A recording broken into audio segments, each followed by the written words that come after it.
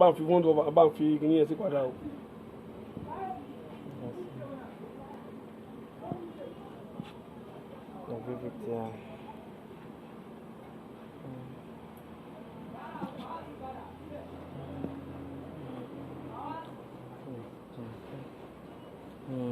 Plate yẹn dà.